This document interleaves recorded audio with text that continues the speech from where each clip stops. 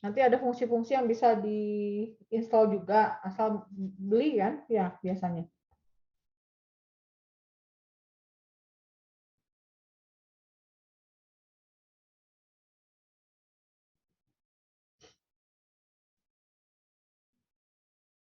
Ya tapi kan prinsip tuh perlu perlu tahu.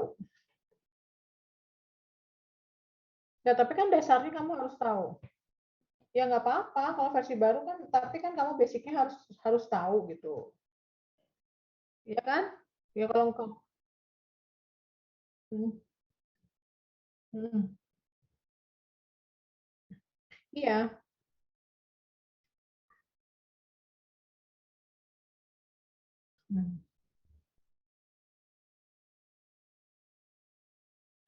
Hmm, gitu. Ya coba aja kita lihat nanti apa yang kamu kerjain ya selama KP. Oke, itu dulu ya. Hmm.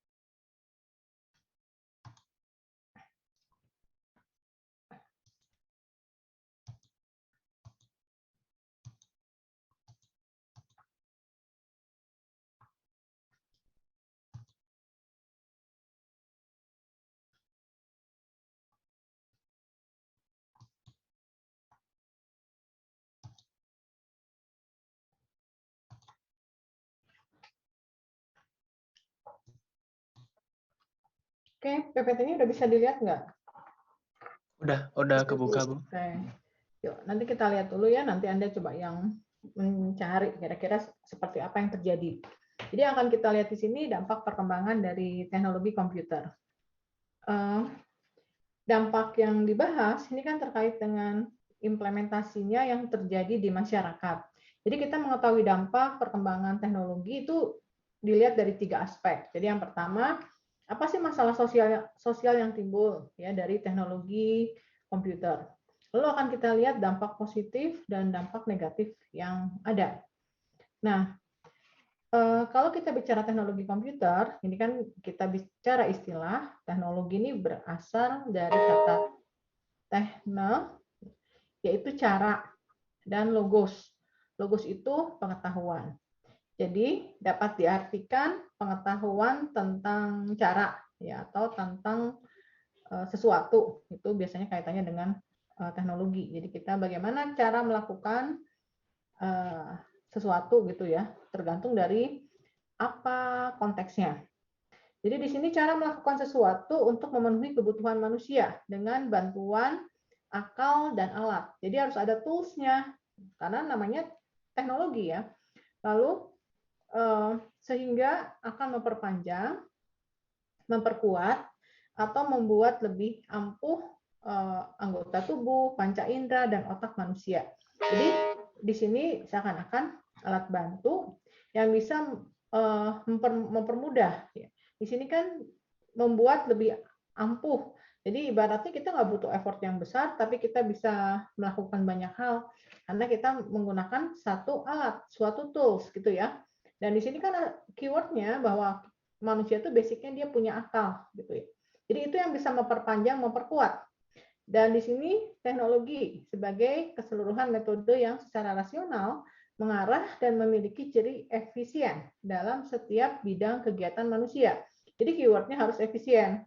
Ya, kalau kita melakukan sesuatu, ya, kalau kita bandingkan dengan cara yang konvensional dibandingkan dengan menggunakan satu teknologi, itu jelas harus lebih efisien. Ini mungkin yang membedakan kita menggunakan satu tools atau tidak gitu ya. Nah, kalau terkait dengan selalu ada dua sisi ya yang dikaitkan. Jadi kita bisa bicara tentang pandangan positif ataupun sebaliknya. Ini terkait dengan hal yang negatif.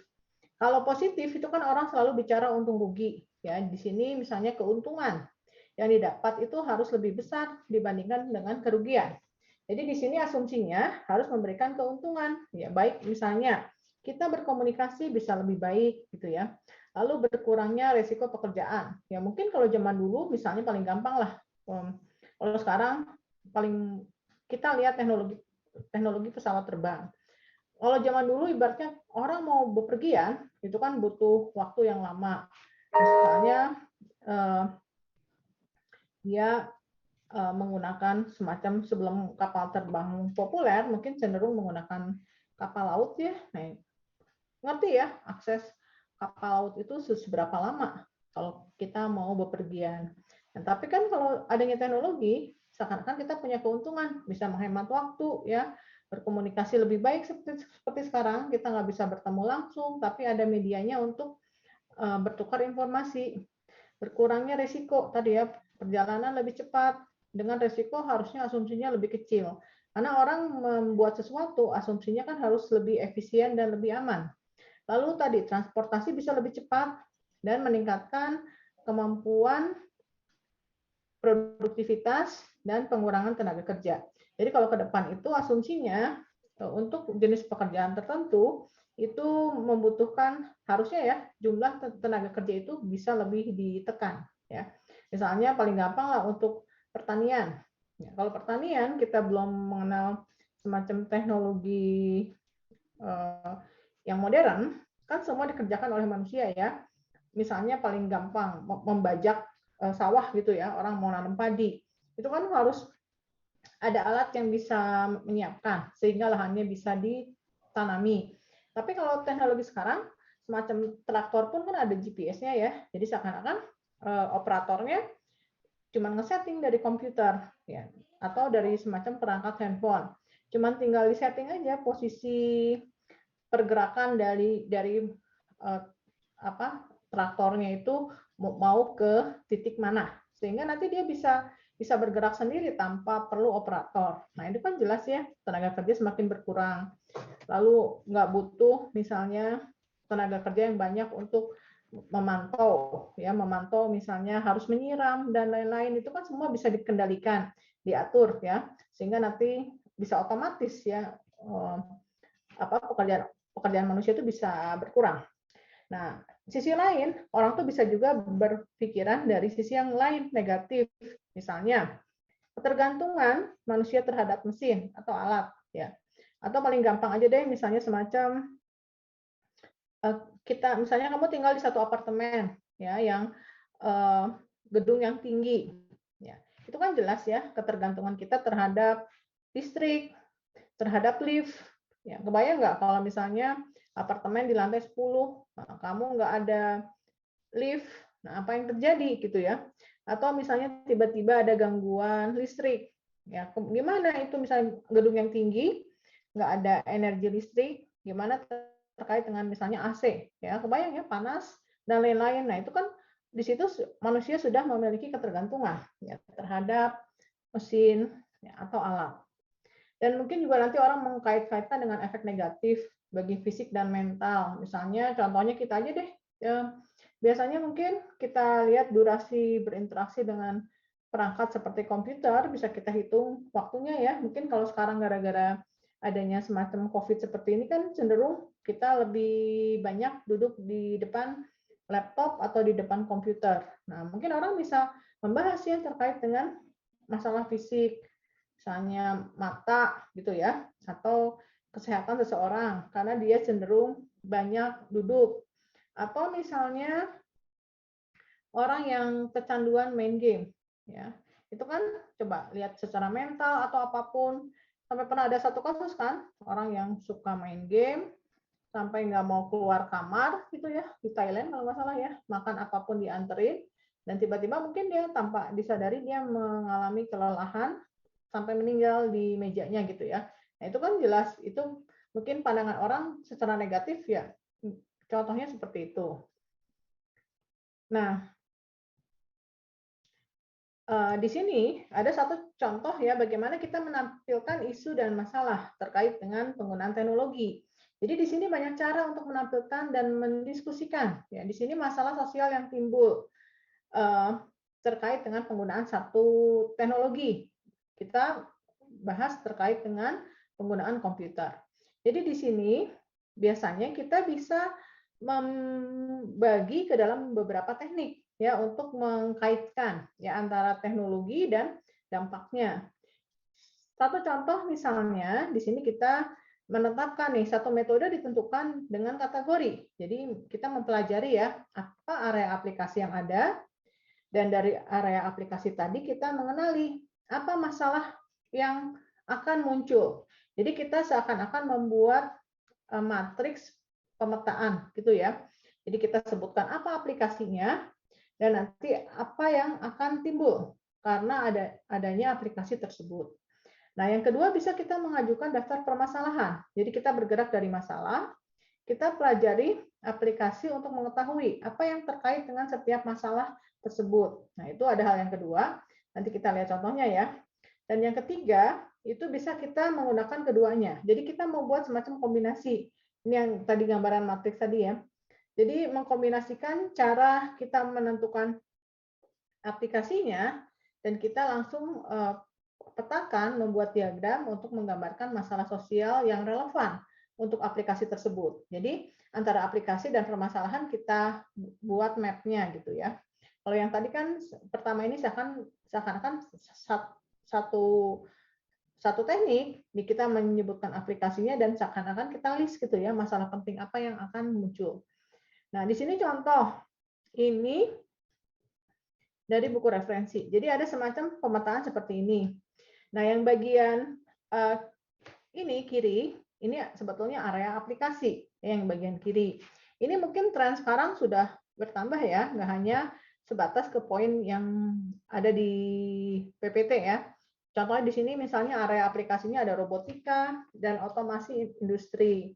Ada lagi otomasi office, lalu ada telekomunikasi, ada electronic money system, ada penggunaan perangkat personal komputer, atau sekarang mungkin laptop, atau perangkat seperti handphone, ya mobile. Lalu mungkin ada area yang terkait dengan tren mikroprosesor, lalu ada service provision, ini kaitannya dengan teknologi komputer ya. Jadi bagaimana misalnya dokter, misalnya ya, gimana dia melayani atau rumah sakit, ini kan terkait dengan semacam service ya untuk satu bidang kesehatan. Lalu misalnya ada home information system. Kalau sekarang udah pendekatannya misalnya ada Internet of Things. Ya. Lalu ada aplikasi email, teleconference, ada regularisasi dari pemerintah terkait dengan aturan perundang-undangan, lalu aplikasi yang terkait dengan area seni, lalu artificial intelligence, dan ada misalnya di sini komputer dan hukum. Nah, yang bagian atas kalau kita bikin map ya, yang pertama ini misalnya berkaitan dengan masalah pekerjaan. Ya, lalu ada isu kesehatan. Lalu ada lagi masalah privacy dan kebebasan personal. Ya, lalu kontrol tersentralisasi. Lalu ada kaitannya terkait dengan responsibilitas. Lalu ada human self image. Human self image itu misalnya contohnya di sini robotika dan otomasi industri. Human self image kita cross. Cross itu artinya mungkin nggak sih ke depan misalnya robot itu bisa menggantikan manusia untuk banyak hal. Nah, itu kan sebetulnya kategori dengan human self image. Jadi bisa aja nanti ke depan orang berpikir, "Lah, udah deh orang pintar ini udah nggak penting." Misalnya gini, programmer aja. Programmer kan isunya ke depan mungkin ya nanti ada semacam satu aplikasi yang bisa mengenerate sebuah program misalnya. Jadi keahlian programmer itu katanya ke depan itu udah nggak perlu. Ya nanti Anda cuma tinggal masukkan langkah-langkahnya seperti algoritma. Nah, nanti masalahnya mau kita generate menggunakan bahasa apa? Nah, misalnya menggunakan bahasa Python, ya udah tinggal dikonversi ke Python. Mau diubah ke MATLAB, ya tinggal dikonversi. Mau diubah ke Java, ya udah tinggal disesuaikan oleh tools-nya.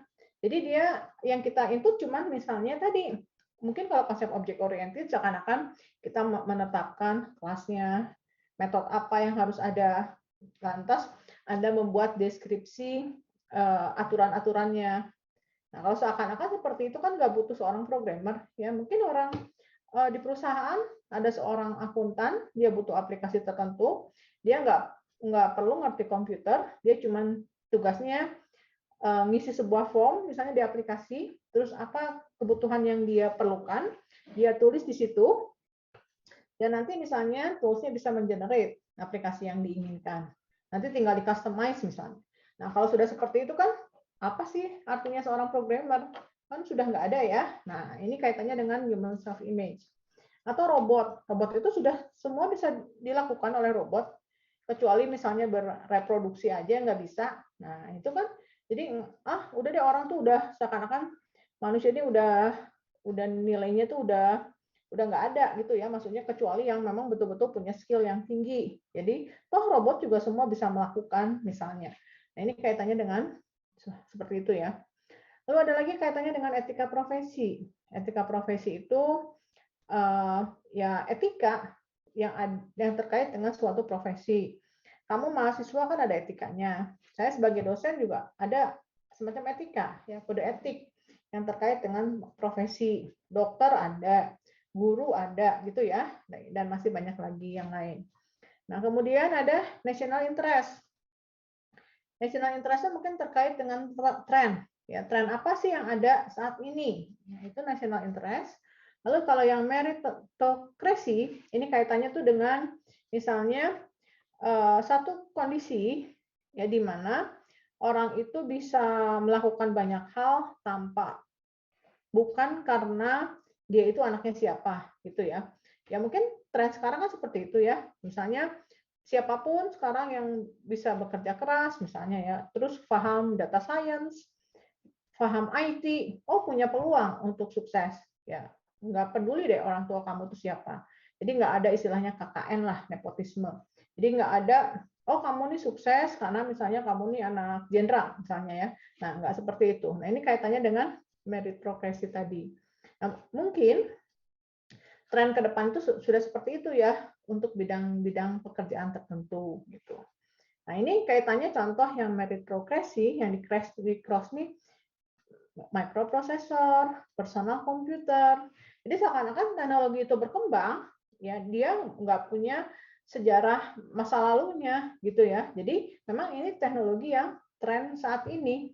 Jadi beda dengan mungkin orang lain kalau bicara seni, ya bicara desain itu mungkin lebih ke wah kalau desain seperti itu orang harus belajar ke nenek moyangnya di mana. Oh ini harus belajar ke Italia gitu ya. Belajar arsitek tuh harus kemana gitu ya, ke Jerman. Oh belajar mesin tuh harus kemana. Nah itu kan kaitannya dengan sejarah masa lalu bahwa ilmu seperti itu nenek moyangnya itu ada di mana gitu ya. Nah tapi kalau komputer kan enggak. Ibaratnya siapapun itu ikut jadi pemain untuk mengembangkan. Sekalipun misalnya itu buat negara seperti Indonesia atau negara lain ya misalnya mungkinlah ada satu negara yang lebih terbelakang dibandingkan dengan Indonesia. Tapi kalau memang dasarnya masyarakatnya bisa mengikuti tren itu, ya silakan. Jadi seakan-akan semua orang itu bisa ikut berhak ya untuk berpartisipasi gitu. Tanpa peduli siapa sih kamu gitu ya. Kamu asalnya datang dari negara seperti apa. Nah, nggak ada hal seperti itu. Nah, ini contoh ya, kita bisa memetakan hal seperti ini. Ya, masalah yang timbul terkait dengan penggunaan perangkat komputer. Yang tanda cross itu asumsinya ada hal yang saling terkait. Ya, jadi misalnya robotika dan otomasi industri ini hubungannya dengan pekerjaan. Ya, kalau pekerjaan itu kan otomatis karena sudah misalnya satu industri otomasi penuh, otomatis kan dia mungkin tenaga kerjanya sangat sedikit, ya. Beda dengan produksi tertentu, ya. Mungkin ada produksi yang memang harus dikerjakan langsung oleh manusia. Atau mungkin bisa juga ya di satu bidang industri ada bagian yang bisa dikerjakan oleh mesin Dan ada yang memang tidak tergantikan. Jadi itu memang harus dilakukan oleh manusia. Nah, itu mungkin seperti itu ya. Tapi yang pasti yang menggeser banyak pekerja itu misalnya bidang tadi robotika dan otomasi industri. Karena kan jelas ya untuk pekerjaan tertentu terutama yang membosankan, kalau semacam robotika itu kan dia bisa mengerjakan dengan kualitas yang stabil. Ya beda dengan orang yang melakukan. Kalau orang yang melakukan itu kan ibaratnya grafik itu ada polanya gitu ya. Jadi mulai kamu misalnya pertama kali ngantor jam 8 sampai jam 9 sampai jam 12 itu mungkin grafiknya bisa naik gitu ya. Tapi menjelang sore itu kan biasanya konsentrasinya sudah mulai berkurang, otomatis kan kinerjanya makin menurun. Nah, itu kaitannya seperti itu. Tapi kalau robot kan enggak ya. Dia bisa bekerja dengan kualitas yang konstan 24 jam misalnya. Nah, atau kaitannya dengan bidang kesehatan. Jadi yang bagian ada cross-nya itu asumsinya hal yang saling terkait ya. Nanti mungkin Anda bisa menambahin cross-nya atau tambahkan area aplikasinya dan bisa ditambahkan kira-kira hal apa yang terkait yang di bagian atas tadi ya. Nah, seperti itu. Nah, sekarang contoh ya kalau misalnya kaitannya dengan area robot dan otomasi industri. Jadi di sini mungkin ya banyak di industri kan tangan elektronik, ya elektromekanik yang dapat bergerak melakukan tugas yang kalau manusia mengerjakan mungkin kan ada keterbatasan ya. Misalnya dia kaitannya dengan ngelas, melakukan apa mencet ya, atau apapun, apalagi kalau misalnya harus ngecat gedung yang tinggi. Nah, kalau oleh orang kan terlalu beresiko ya. Mungkin ada pekerjaan tertentu yang orang lakukan itu beresiko. Nah, lalu di sini pekerjaan yang berbahaya, yang beresiko di bawah laut, pertambangan ya, lalu di luar angkasa atau di reaktor nuklir. Nah, itu mungkin hal seperti itu nggak perlu dilakukan oleh orang. Dan di sini mungkin hal yang lebih fleksibel ya untuk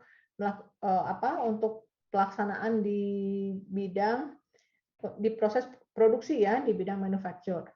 Nah, itu contohnya.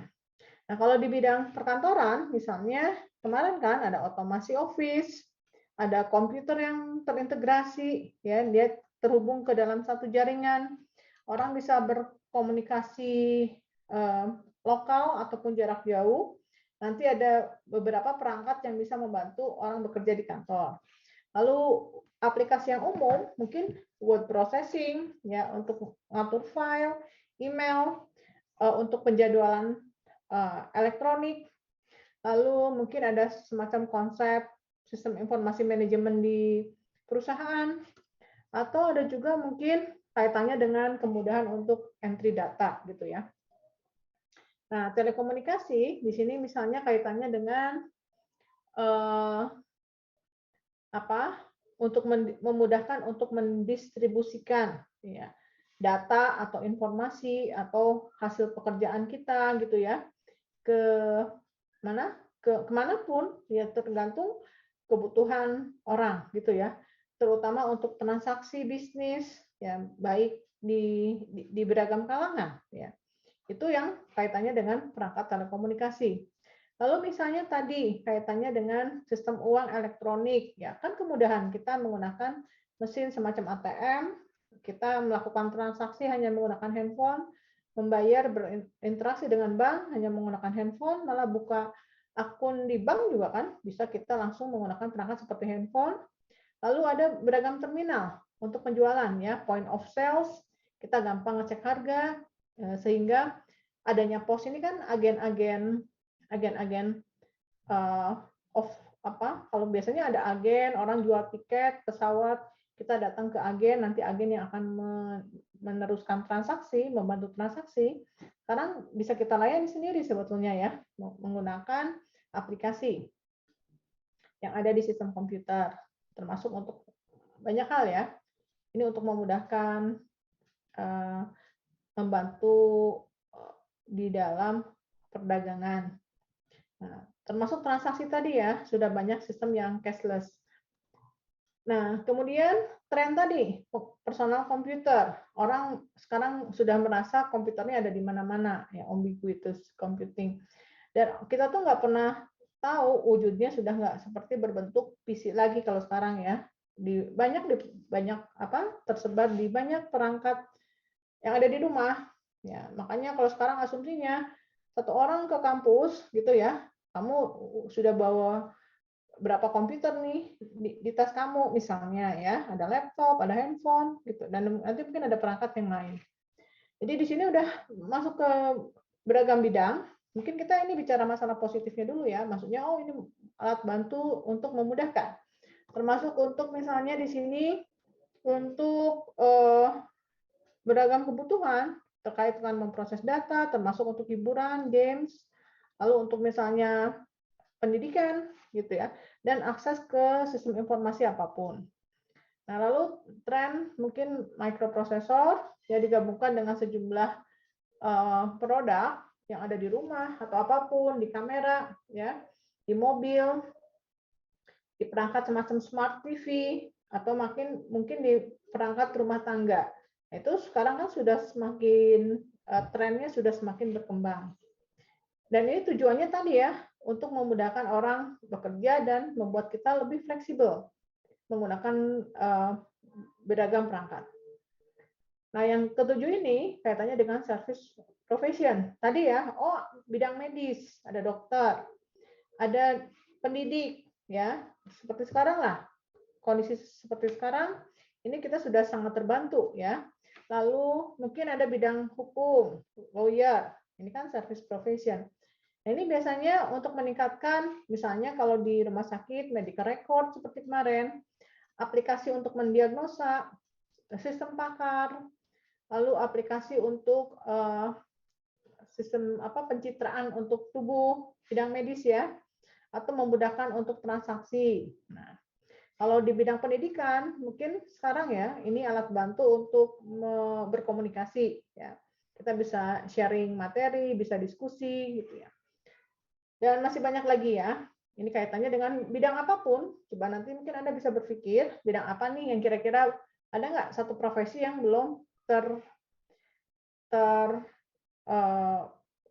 belum menggunakan perangkat komputer atau telekomunikasi. Coba. Apa kira-kira?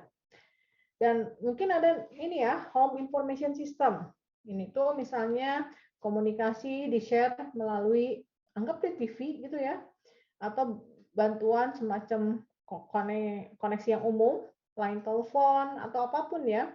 Ini yang memungkinkan kita bisa beradaptasi dengan sebuah perangkat untuk beragam kebutuhan. Kalau home information kan banyak ya yang kita perlukan. Misalnya kamu butuh berbelanja, butuh untuk pembayaran, tagihan-tagihan, gitu ya. Lalu ada informasi yang terkait dengan perbankan. Atau nanti mungkin di sini ada misalnya kaitannya dengan polling elektronik, survei opini, ya sebetulnya mudah ya, memudahkan untuk mengakses sumber informasi ya dengan hanya misalnya menggunakan perangkat semacam smart TV, menggunakan koneksi seperti line telepon, gitu. Atau mungkin misalnya ada donasi, ya pengumpulan dana. Kalau sekarang kan kalau saya lihat di TV pengumpulan dana itu kalau ada satu kasus biasanya memang ada satu website yang biasanya bisa digunakan untuk mengumpulkan dana buat orang yang membutuhkan gitu ya. Atau ada juga yang sifatnya itu dia itu ya bikin semacam ini. Jadi ada orang misalnya yang dia nge-share, oh ada satu kasus, satu kejadian apa yang membutuhkan bantuan. Nah kalau di TV kan biasanya yang mengadakan hal seperti itu tuh lembaga resmi. Ada misalnya dari pihak TV-nya. Lantas bantuannya bisa dikirim melalui rekening bank, ditransfer. Nah, biasanya dia melalui lembaga yang bisa dipercaya gitu. Semacam TV ya. Misalnya TV yang ada di Indonesia, Metro TV. Oh, ini ada kasus misalnya bencana gempa. Nah, dia mengumpulkan dana dari masyarakat seperti itu. Jadi sebetulnya kalau home information itu apapun ya, apa yang bisa orang lakukan dari rumah biasanya meliputi kebutuhan-kebutuhan yang dasar ya. Terkait dengan tadi kalau misalnya di rumah tuh biasanya terkait dengan belanja online. Sekarang gampang ya, kita mau memesan makanan atau mau belanja ke supermarket juga kalau kita memang males, memang sekarang sudah banyak perusahaan yang apa ya istilahnya jemput bola gitu ya. Jadi dia menyediakan sarana yang memungkinkan kita bisa pesan barang online untuk kebutuhan rumah tangga. Nah, mungkin surat elektronik ini yang paling lama ya, sejarahnya membantu orang untuk berkomunikasi, telekonferensi. Sekarang saya perhatikan aplikasi untuk streaming, untuk video conference itu amat sangat banyak ya. Ada banyak lah kalau Anda memperhatikan aplikasi yang ada di mana di saat ini ya. Entah bisa streaming, orang lain kita bisa jadi host gitu ya, orang lain bisa ikut nimbrung seperti itu ya. Itu aplikasinya amat sangat beragam. Nah, kemudian ada lagi regulasi pemerintah. Jadi dia bagaimana pemerintah mendukung penggunaan dari perkembangan teknologi tinggi. Berarti kan artinya pemerintah harus bisa memfasilitasi atau jadi penengah ya kalau ada hal atau ada masalah yang timbul, sehingga pemerintah misalnya membuat semacam peraturan ya. Lalu pemerintah di sini misalnya melakukan kontrol terhadap misalnya transport teknologi tinggi, dan misalnya di sini terhadap hasil riset. Ya paling enggak misalnya pemerintah kalau regulasi contohnya pemerintah membuat undang-undang internet ITE ya, internet transaksi elektronik. Nah, ini kan itu dari sisi pemerintah. Ini tujuannya untuk mengatur termasuk mengatur konten ya di situ. Walaupun mungkin itu masih bisa dijadikan perdebatan, apakah isi undang-undangnya memang relevan atau tidak. Atau misalnya pemerintah itu mengatur frekuensi, contoh ya, misalnya untuk saluran TV, ya, saluran radio, saluran telekomunikasi, itu kan ada bagiannya milik misalnya Departemen Kominfo. Nah itu sebetulnya areanya pemerintah ya untuk mengatur, mengontrol. Nah, kalau seni, ini mungkin bidang yang paling merasakan perubahan ya terkait dengan penggunaan teknologi komputer. Ya kemarin contohnya misalnya orang membuat film sekarang kan makin keren-keren ya gambarnya ya, image processing-nya udah keren sekali gitu ya. Mengasih efek-efek yang sudah semakin berkembang, atau misalnya komputer grafis, tools-nya banyak, alat untuk membantu orang membuat kreativitasnya banyak untuk menggambar ya dengan menggunakan tools khusus, lalu bisa diedit di komputer gitu ya. Dan mungkin terkait dengan teknologi musik, ya teknologi MIDI semakin berkembang, format data audio digital semakin berkembang gitu. Jadi ini terkait dengan tren komputer tadi ya, sehingga memudahkan orang untuk mengedit, membuat semacam mengcombine membuat kolaborasi gitu ya dari beragam file yang berbeda sehingga dia bisa membuat satu musik yang yang lebih beragam ya. Nah, kemudian contoh ada lagi misalnya tren artificial intelligence. Ini kan trennya sekarang semua sudah merambah ke bidang AI. Ya, misalnya desain sistem pakar, tadi ya, ada dokter, ada konsep robot. Robot itu kan sekarang keren ya, robot semacam yang punya Mitsubishi itu Asimo ya. Nah, itu kan keren banget ya. Jadi ibaratnya dia udah ngerti konsep NLP, Natural Language Processing.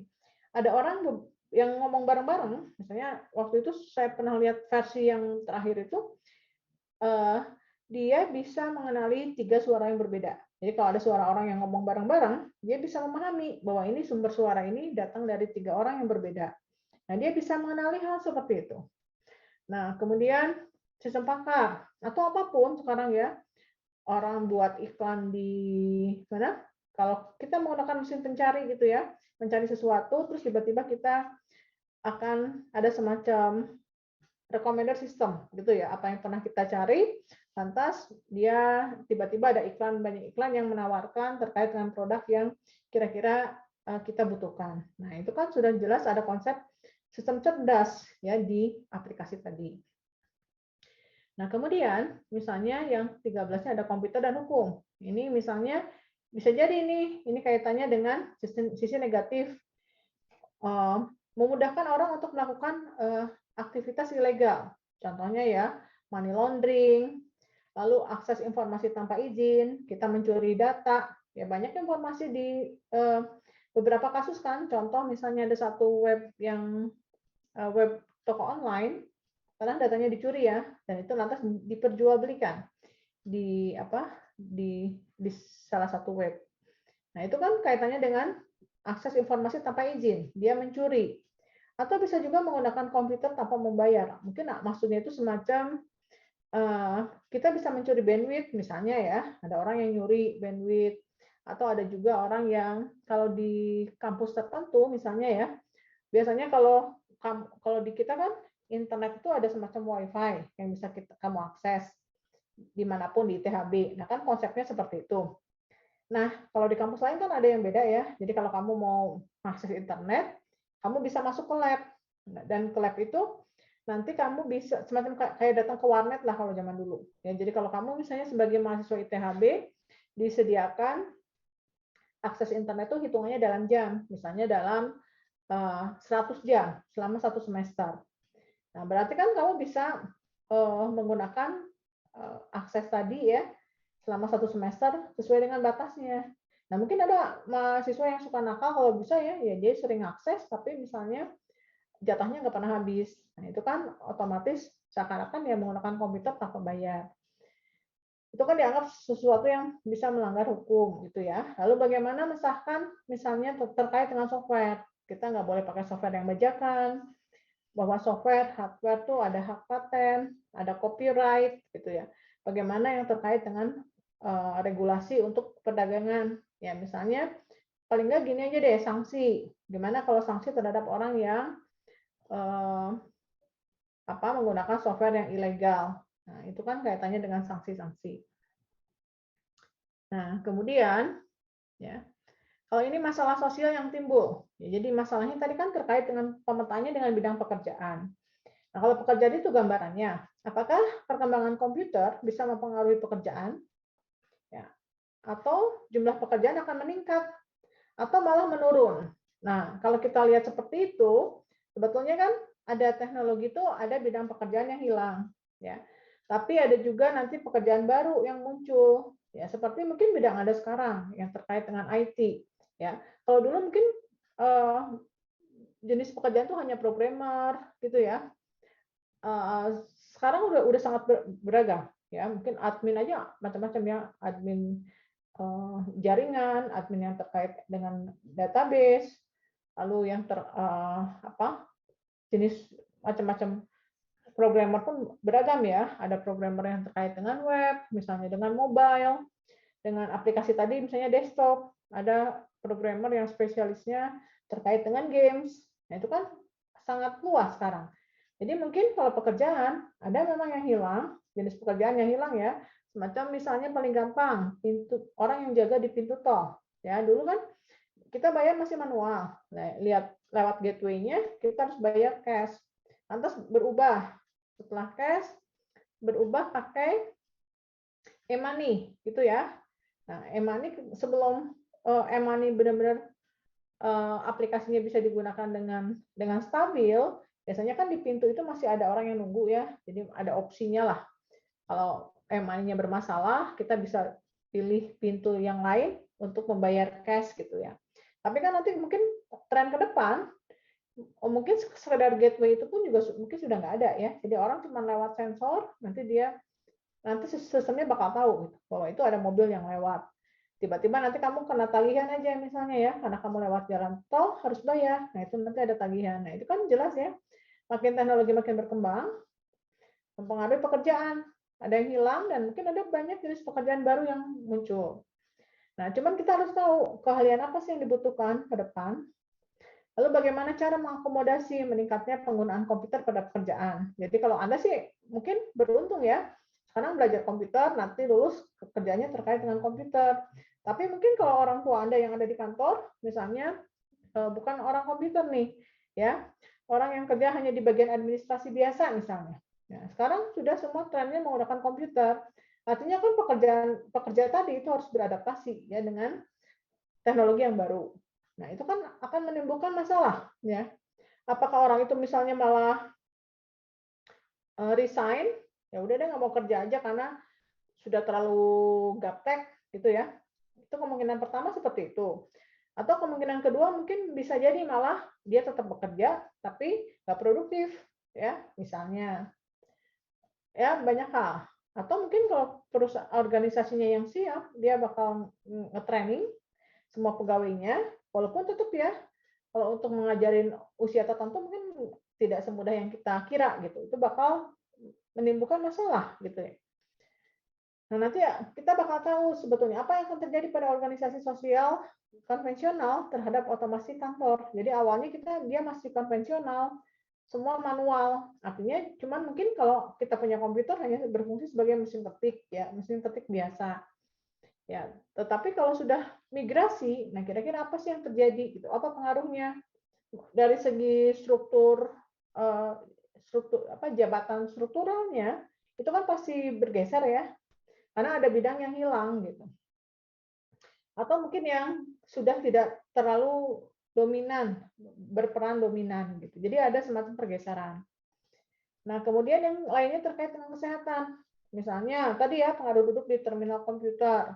Orang main game itu bisa 24 jam, bisa berhari-hari. Ya, gimana terkait dengan kesehatan fisik, psikologinya? Apakah misalnya ada problem nggak orang yang selalu berhubungan dengan perangkat komputer? Dia menjadi sangat apa ya? Ya pokoknya dia apapun ya, melebihi apapun. Kayak sekarang aja deh, misalnya mungkin kamu kalau pergi ke tempat apa makan gitu ya, semua orang pegang handphone, duduk bareng-bareng tapi semua asik dengan handphone. Nah itu kan mungkin itu bakal menimbulkan masalah ya, paling nggak secara interaksi sosial itu kan ada semacam yang berubah gitu. Walaupun sisi lain orang merasa ya kita berhubungan dengan orang lain yang jauh menggunakan handphone, tapi yang dekat juga malah komunikasinya jadi ya masing-masing jadi apa ya, individualistisnya mungkin jauh lebih tinggi. Lalu masalah privacy dan kebebasan individu. Jadi kan kamu harus tahu nih, kalau kamu misalnya menggunakan komputer, Anda akses internet, begitu kita online, itu sebetulnya kan ada semacam privacy ya dan kebebasan. Jadi kita harus tahu batas mana yang bisa kita lakukan dan mana yang tidak boleh kita lakukan. Sama aja kalau kamu naik motor ke jalan, itu kan sudah ada peraturan yang mengikat. Nah, itu sebetulnya analoginya kurang lebih sama. Mana yang harus kamu, mana yang tidak boleh dan tidak, yang boleh kan kita harus tahu ya. Paling nggak misalnya gimana cara kayak kita ngasih apa ya, ngasih komen ke orang gitu ya. Baca yang memang benar-benar kita perlukan.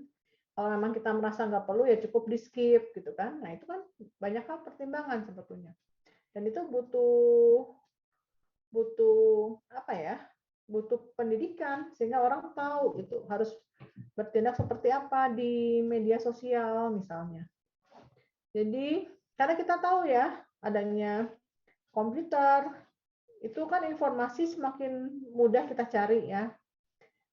Kita cuma melakukan link, klik saja ya, kita sudah bisa dapat banyak informasi. Dan kita harus tahu bahwa informasi ini kan ada yang benar, ada yang tidak. Ya, ada hoax misalnya kan. Atau boleh nggak kamu ngecek file milik orang lain? Misalnya teman kamu duduk berdua nih sama temannya lagi pakai laptop. Terus tiba-tiba teman kamu itu ke toilet. Terus karena teman kamu ke toilet, kamu tiba-tiba pakai laptopnya. Lantas kamu buka ini file-file yang ada di laptopnya. Nah, ini kan kaitannya dengan masalah privacy. Boleh nggak misalnya ya? Atau contoh yang lebih luas, misalnya pemerintah menggunakan informasi yang terkait dengan masalah privacy. Jadi kalau di negara yang sudah maju, mereka berpandangan bahwa pemerintah itu meminta informasi yang terlalu banyak dari masyarakat, dari rakyatnya gitu ya. Jadi pemerintah kan meminta informasi itu biasanya melalui semacam survei, atau kalau di kita kan ada Badan Pusat Statistik gitu ya, dia kan suka ngumpulin data, datang ke rumah, ditanyain satu-satu gitu ya. Itu kan sebetulnya masalah privacy. Jadi kita boleh nanya gitu ya, maksudnya apakah yang ditanyakan oleh pemerintah itu cukup relevan enggak? Nah, kalau di negara yang sudah maju, dia menganggap bahwa kadang pemerintah itu meminta informasi terlalu banyak dari masyarakat gitu. Ya, nanti mungkin di proteksi data bisa kita lihat ya contohnya. Nah, kemudian di sini misalnya ada masalah sentralisasi kontrol. Apakah komputer dapat digunakan untuk memperluas kekuatan manajemen terhadap pekerja? Jadi, apakah dengan adanya teknologi komputer itu memudahkan misalnya seorang manajer untuk memantau gitu ya, untuk melihat progres pekerjaan gitu. Dan ini maksudnya untuk memantau, melihat progres ini kan sifatnya harus fair ya, bukan berarti hanya berlaku untuk satu arah. Jadi artinya kalau namanya komunikasi itu kan harus berjalan dua arah gitu ya. Di sini apakah mungkin misalnya ya meningkatnya informasi yang akurat akan mengubah pengambilan keputusan oleh seorang manajer ya. Dan ini bagaimana dia akan mendistribusikan masalah tanggung jawab terkait dengan pekerjaan gitu. Misalnya contoh keadaan sekarang seperti sekarang ini. Misalnya paling gampang ya gini aja deh. Kita kan misalnya dosen ya, dosen itu misalnya gimana nih misalnya dari sisi kampus bisa memantau bahwa perkuliahan ini berjalan sesuai dengan apa yang diharapkan misalnya ya. Jadi jangan sampai misalnya karena sekarang sistemnya online, kampus kan seakan-akan tidak bisa mengecek langsung. Kapan juga kita misalnya ketemu dengan atasan. Kalau seperti sekarang kan sama aja, kayak kamu nggak pernah ketemu dosen, saya pun sama nggak pernah ketemu atasan. Nah, tapi kan tetap aja bahwa sistem itu harusnya bisa ngecek apa yang terjadi di lapangan gitu ya misalnya.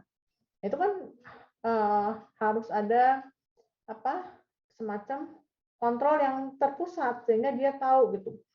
Saya tahu apa yang Anda lakukan. Oh, bahwa Anda ini misalnya sudah mengerjakan semua tugas. Oh, ini tugasnya benar Anda kerjakan sesuai dengan apa yang diperintahkan gitu ya. Anda bekerja mandiri sesuai dengan apa yang dosen minta misalnya. Nah, itu kan sebetulnya harus bisa dipantau semua.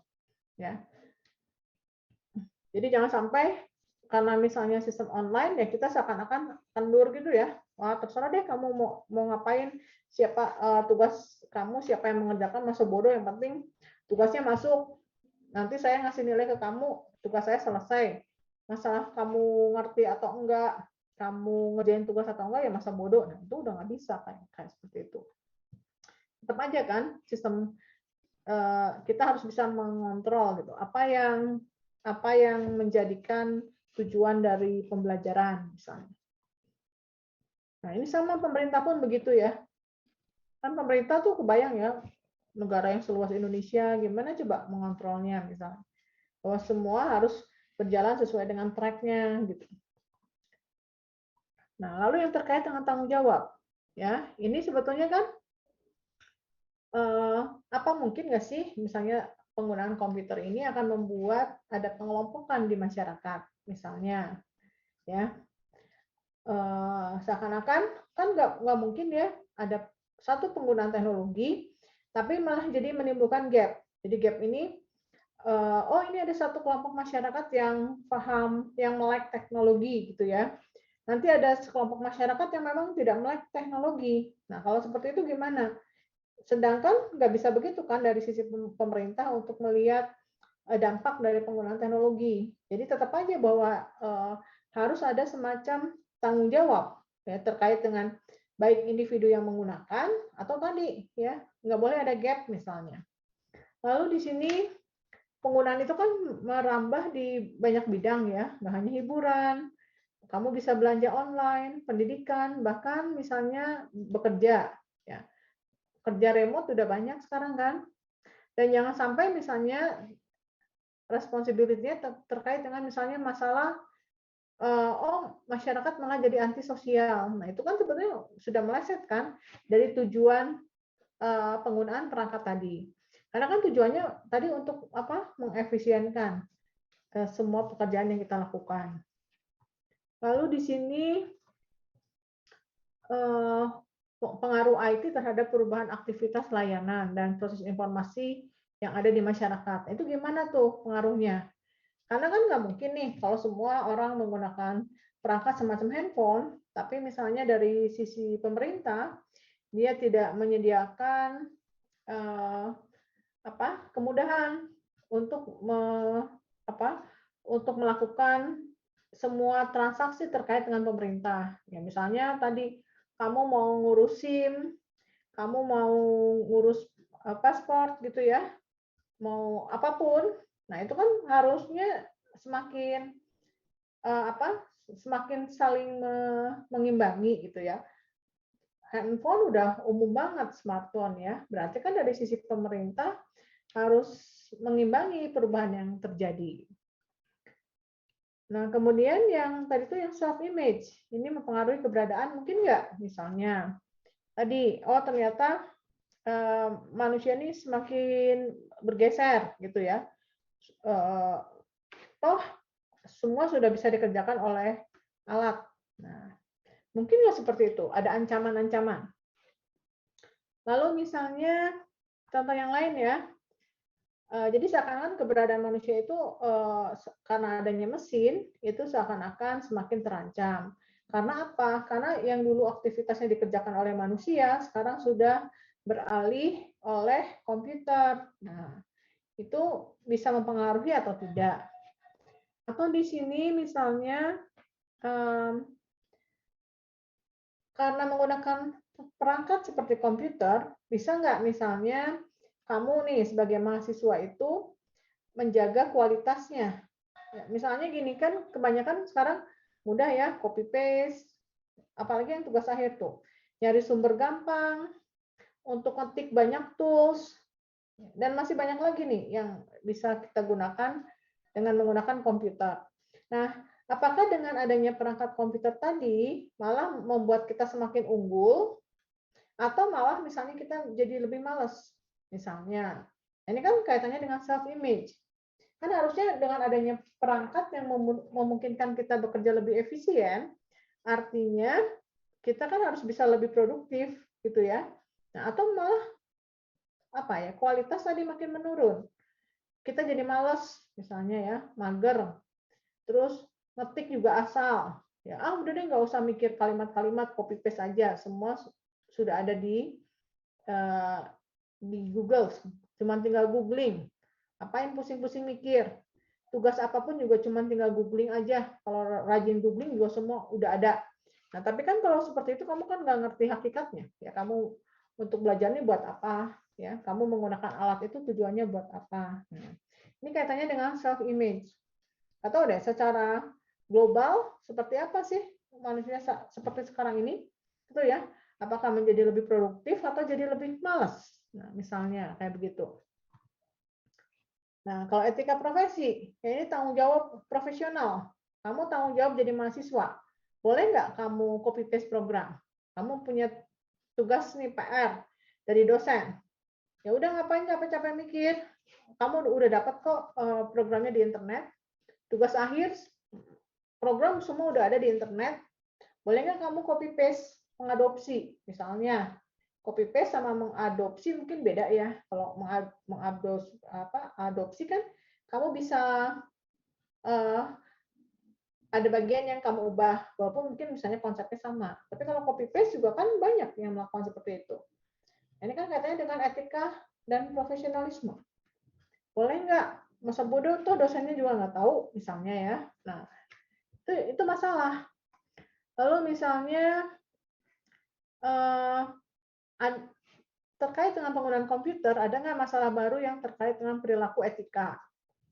Kamu misalnya, ya udah deh, masa bodoh kamu sekarang sekarang ada kelas nih, masa bodoh kamu udah belum mandi, rambut acak-acakan, gitu ya, pakaian berantakan, ya masa bodoh. Yang kalau disuruh nyalain cam, ya udah bilang nggak mau aja, atau berlagak koneksi buruk, atau kamu berlagak disconnect misalnya ya.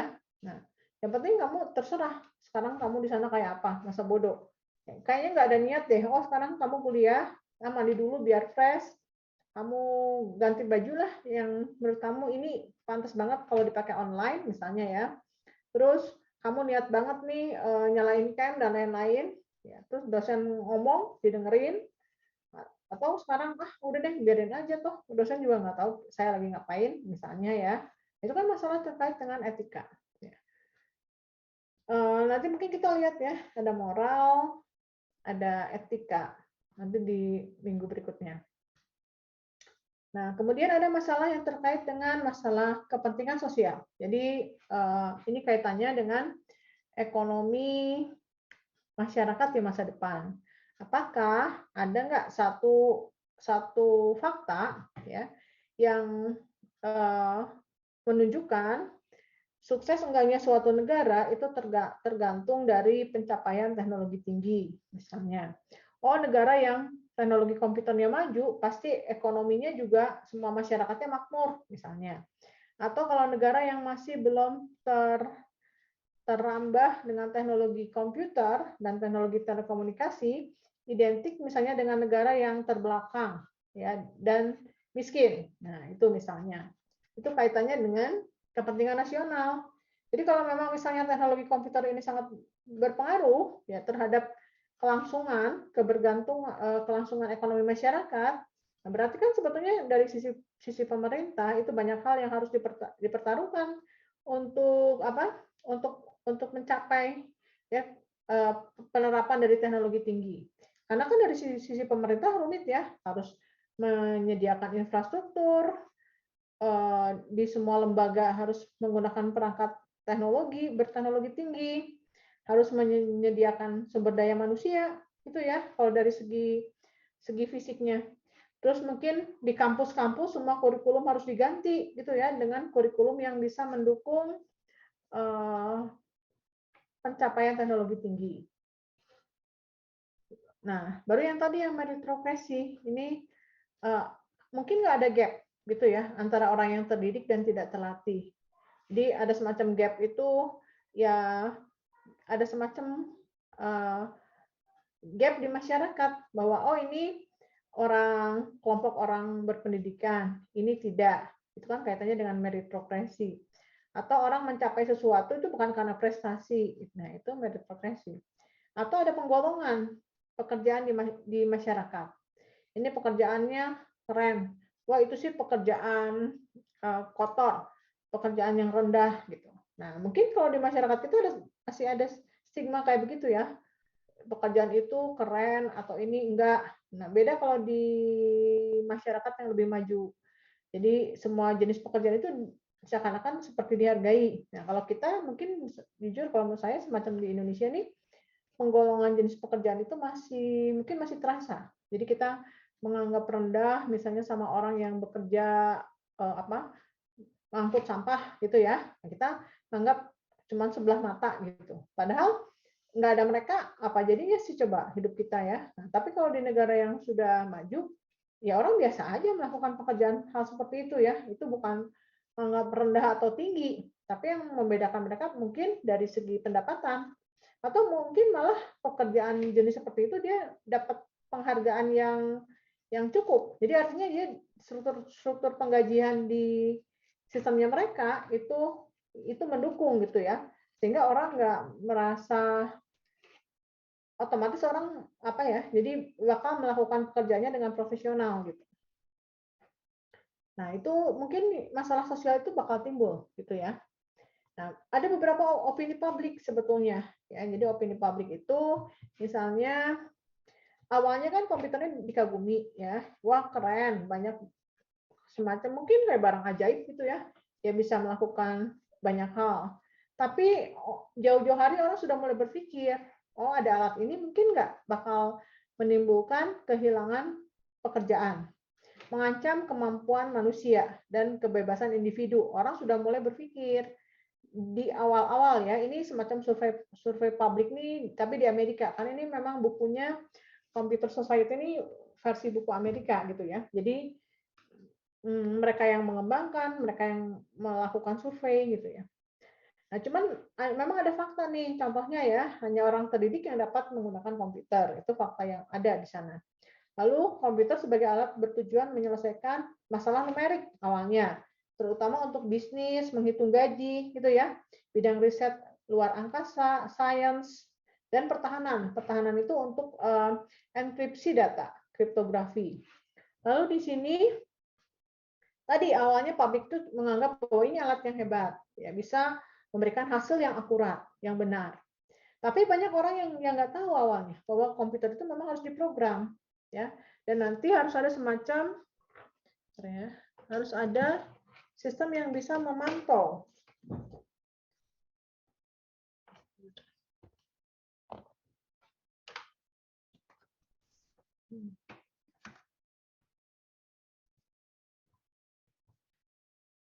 Jadi awalnya itu orang tuh masyarakat nggak pernah ngerti apa sih yang dimaksud dengan program komputer, kenapa komputer bisa melakukan banyak hal seperti itu. Lalu masalah ancaman orang sudah merasa dari awal karena komputer ini powerful ya. Nah,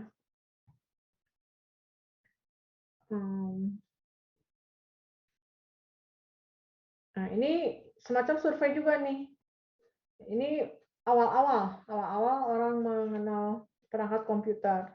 Jadi survei ini sudah mulai beberapa orang dari hasilnya sih sepertinya sudah mulai memahami ya. Contoh misalnya merasa terancam privacy. Nah, mungkin jauh-jauh hari orang sudah mulai berpikir seperti itu. Lalu cuman yang masalah ini komputer menciptakan pekerjaan baru. Nah, baru sedikit orang yang bisa mengerti gitu ya bahwa pekerjaan itu banyak keahlian baru terkait dengan perangkat komputer. Lalu di sini ini tadi ya yang human self image yang dehumanisasi. Di sini masalah artificial intelligence. Awalnya orang tuh tidak paham bahwa memang komputer itu bisa diajarin ya, semacam konsep machine learning sekarang, deep learning. Awalnya orang masih tidak percaya. Nah, ini baru ada semacam studi yang lain.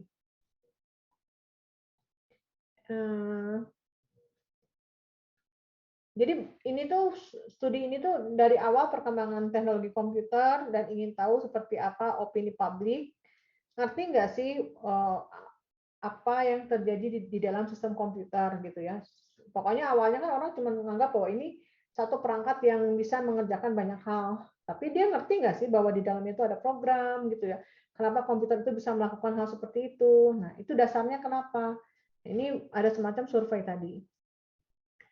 Tapi rata-rata percaya ya bahwa komputer bisa membuat kualitas hidup itu menjadi lebih baik. Dan di sini memberikan waktu bebas untuk seseorang untuk melakukan kreativitas, ya membuat orang lebih kreatif ya, karena banyak tools yang disediakan. Oke, nah ini masalah terkait dengan security.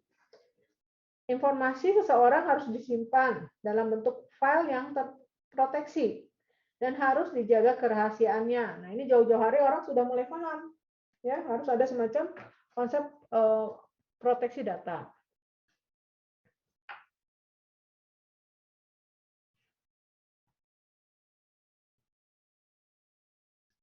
Ini beberapa tren ya yang terjadi. Jadi teknologinya semakin berkembang. Jadi alat input outputnya kan semakin beragam. Keyboard menggunakan pengenalan suara misalnya ya. Mouse diganti sensor ujung jari contohnya. Atau misalnya di sini penggunaan robot. Ya, ini 10 tahun lalu ya. Lebih. Ini contoh nih, kalau di satu manufacturer dia mempekerjakan pekerja pabriknya ini anggap deh ada 10.000, di US ini bisa diwakili oleh 52 robot. Padahal kita ngerti ya, semacam di negara yang maju ini produktivitas pekerja itu sangat tinggi gitu. Jadi mungkin kalau di Indonesia satu pekerjaan bisa dikerjakan oleh 5 orang. Nah, mungkin kalau di negara yang maju itu satu pekerjaan itu cukup diwakili oleh 1 orang. Nah, ini asumsinya kalau dia punya 10.000 pekerja itu bisa diwakili oleh sebanyak kurang lebih 52 robot. Ya, ini bidang-bidang tertentu kan tadi kalau robot itu ya.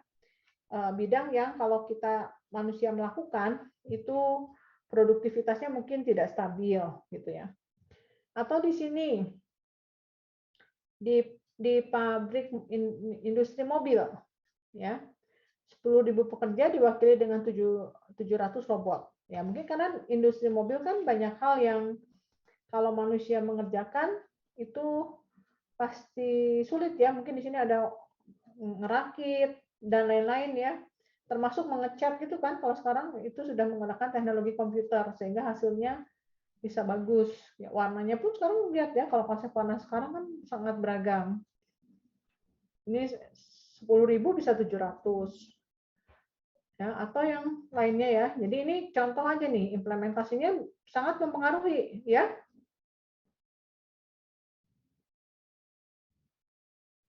Selain human error itu juga sebenarnya ya human error. Terus ada tadi bidang-bidang tertentu yang kalau dikerjakan oleh manusia itu terlalu beresiko. Semacam orang yang ngelas ya.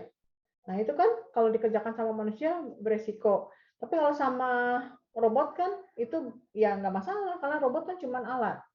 Itu. Buat selain meningkatkan human error untuk keselamatan manusia. Nggak mungkin lah orang kalau misalnya ngebor ke bawah laut gitu ya. Nah, itu kan nggak mungkin. Kalau manusia kan ribet ya, terlalu mahal. Lalu misalnya kalau eksplorasi di luar angkasa, nah itu kan mahal biayanya. Kalau sama robot ya nggak masalah gitu kan. Mau balik lagi mau enggak ibaratnya gitu ya. Kalau manusia kan susah ya. Dia pergi ke luar angkasa, kapan perginya, kapan baliknya, itu kan semua harus diperhitungkan. Kalau robot kan enggak. Yang penting misalnya bisa dikirim ke sana, bisa ngeksplorasi, bisa ngirim data ke bumi, mau balik lagi mau enggak, ya nggak masalah misalnya ya, bisa kayak gitu. Nah, itu kan contoh-contoh yang berisiko. Terutama misalnya kalau pekerjaan tertentu ya, penjinak bom, itu kan pakai robot kalau saya lihat, malah robotnya keren. Dia bisa bergerak kayak apa ya, robotnya itu kalau saya lihat di National Geographic, dia semacam kayak robotnya cuma berbentuk semacam kayak vacuum cleaner, cuman lebih gede. Nah, dan di situ tuh dia menyediakan banyak tools gitu ya. Mungkin kalau ibaratnya tools itu banyak alat buat motong, buat menggunting atau apapun itu ada semua di alatnya. Itu alat contoh untuk nge-scan, bukan penjinak. Jadi nge-scan ada bom atau enggak. Itu tuh dipakainya buat nge-scan kayak di stadion gitu. Misalnya mau ada event gede pertandingan, dia nge-scan. Jadi robotnya bisa jalan-jalan. Atau misalnya robot itu digunakan di bidang perang. Perang itu ada misalnya kayak robot yang bisa bergerak kayak laba-laba. Jadi dia bisa mau muter-muter kemiringan berapa derajat pun dia bisa. Nah, itu kalau pakai orang kan susah ya. Kondisi perang misalnya walaupun harus cuma ngirim obat, ngirim makanan. Nah, itu dia menggunakan semacam konsep robot. Ya walaupun kebayang ya kalau robotnya ketembak atau kena bom itu mahal banget kan buatnya gitu. Ya, biasanya seperti itu. Nah, kalau di industri mobil, itu kan mungkin ngangkat komponen, ngerakit, itu kan berat ya. Pintu mobil diangkat, itu kan berat. Kalau sama orang yang melakukan, ya keterbatasan manusia kan beda ya. Jadi cuman sehari misalnya dia sanggup ngangkat berapa kali. Kalau robot kan enggak ya, cuman kayak ada magnetnya ditempel, dia bisa bergerak kemanapun gitu. Cuman masalahnya itu kan tempatnya harus semua otomatis ya. Ya gimana cara robot itu ngerti itu pintu mobil? Otomatis kan dia ada image processing-nya dan lain-lain gitu. Jadi dari sisi pabriknya cuma punya satu operator aja, cuma buat nge-setting gitu. Nanti kalau waktu tertentu mungkin perangkatnya harus di-set ulang. Cuma itu aja yang dikerjakan. Dan dia kan kerjanya bisa full 24 jam. Kalau manusia kebayang ya, kerja pabrik itu dulu misalnya 24 jam itu di shift kan. Shift pagi ke siang, siang ke malam, malam ke pagi. Mungkin sehari kalau kerjaan tertentu bisa 3 sampai 4 shift gitu kan. Nah, atau misalnya di pabrik kayak tekstil. Tekstil itu mungkin bidang tertentu bisa beresiko ya, karena tekstil itu kan ngasih warna bisa pakai zat kimia, kan gitu ya. Mungkin buat pernafasan orang itu kurang bagus. Terus dia bisa nge-scan kain yang cacat. Gimana coba kain yang gulungan yang besar, masa orang lihat kain yang cacat mau diplototin sama mata kan nggak mungkin, karena kan kainnya juga lebar dan panjang banget. Ya, dia pakai pakai alat, pakai pakai mesin buat nge-scan kain yang cacat. Nge-scan-nya kayak semacam scanner biasa, dia nge-scan gitu. Nanti ada gulungan yang bergerak gitu. Nah, itu kan otomatis kalau gitu. Ya, kelebihannya tadi dia bisa kerjanya stabil. Mau kerja berapa jam pun juga kan dia kinerjanya tidak turun. Kalau manusia kan enggak ya. Jadi manusia itu kayak grafiknya ada yang naik sampai titik tertentu, terus nanti dia turun lagi gitu. Tuh. Nah, mungkin pengaruh perubahan teknologi. Mungkin ada semacam fobia, ya, rasa takut. Ya kalau kamu kan nggak masalah tadi ya. Mungkin orang tertentu ada yang merasa takut. Takutnya apa? Paling gampang, takut kehilangan pekerjaan. Ya misalnya, wah saya nggak bisa ini, nggak bisa itu. Gimana mungkin saya bisa tetap bekerja di situ? Itu kan ada semacam fobia. Ya, yang umumnya seperti itu, pengaruh perubahan. Dia takutnya nggak bisa beradaptasi dengan cepat gitu. Atau misalnya yang out consuming ini menimbulkan terasing dari lingkungan kerja. Ya karena terutama tadi ya buat orang yang sulit beradaptasi. Ya, jadi ada sesuatu yang berubah atau dia masuk ke tempat lingkungan kerja yang semuanya sudah high tech misalnya ya, semua menggunakan teknologi yang modern. Mungkin dia merasa bingung, orang lain sibuk dengan lingkungannya yang sudah difahaminya, sedangkan dia misalnya belum. Nah, itu kan bakal terjadi pengaruh gitu ya. Atau bisa juga tadi teknologi mengontrol hidup manusia. Jadi kita mau ngapa-ngapain, wah males lah, nantilah gitu ya. Karena alasan kayak terkait dengan teknologi tadi. Tadi lah lift itu kan mengontrol ya.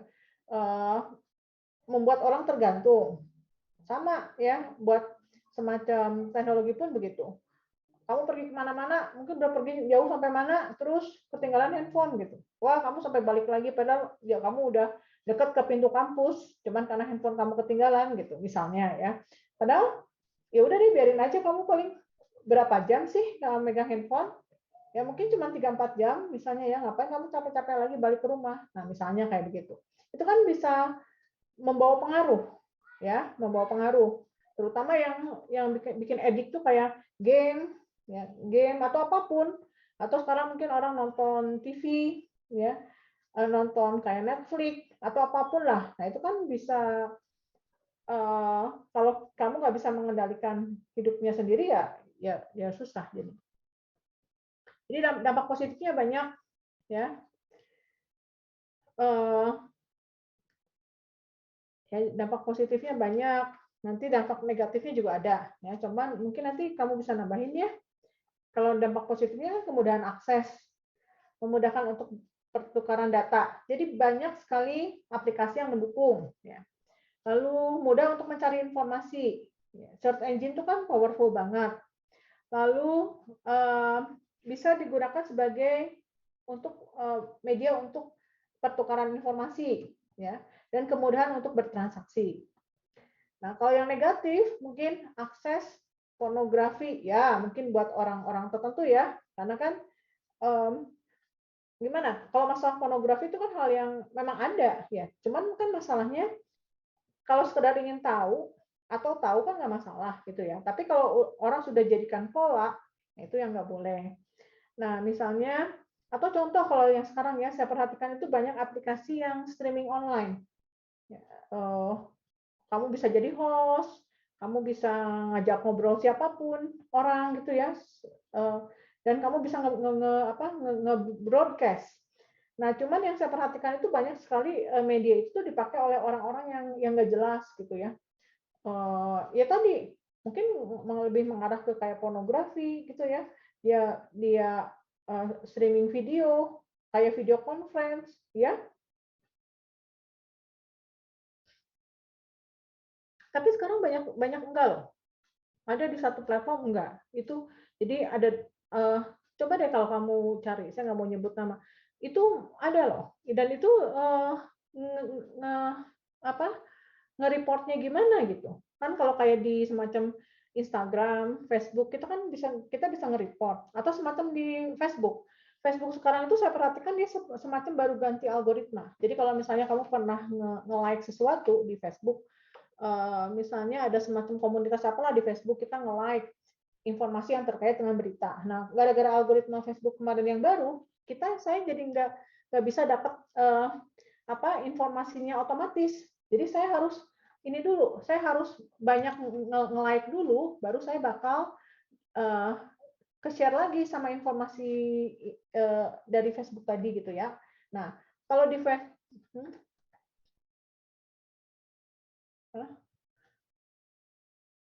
oh ya, kalau kayak di Instagram kan ada gambar yang sensitif, dia nggak munculin gambarnya ya, kecuali kalau kita klik. Di Facebook, di Instagram juga sama kan. Sekarang banyak loh aplikasi video streaming, banyak banget, dan itu isinya nggak jelas gitu. Kalau kamu perhatikan aplikasi, terus di negara kita memang itu aplikasinya diblok kalau saya perhatikan. Cuman banyak orang kita yang pakai VPN buat akses. Yang sekarang ada apa sih, Omi TV, apalah, nah kayak gitu-gitu. Itu kan orang bisa nge-streaming, nge-broadcast, dan itu banyak banget orang yang pasang apa sih, cover-cover gitu ya. Misalnya dengan kalau wanita tuh pakai baju yang terbuka yang sengaja mengundang gitu loh.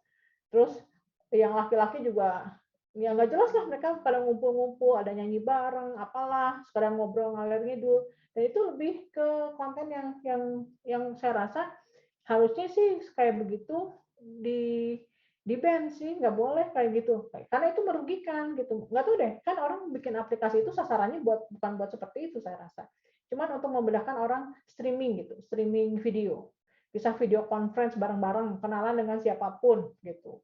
Saya perhatikan banyak, adalah mungkin sekarang ada YouTuber yang lagi ngetop yang suka ngobrol, ada kan dia suka nge-share di YouTube.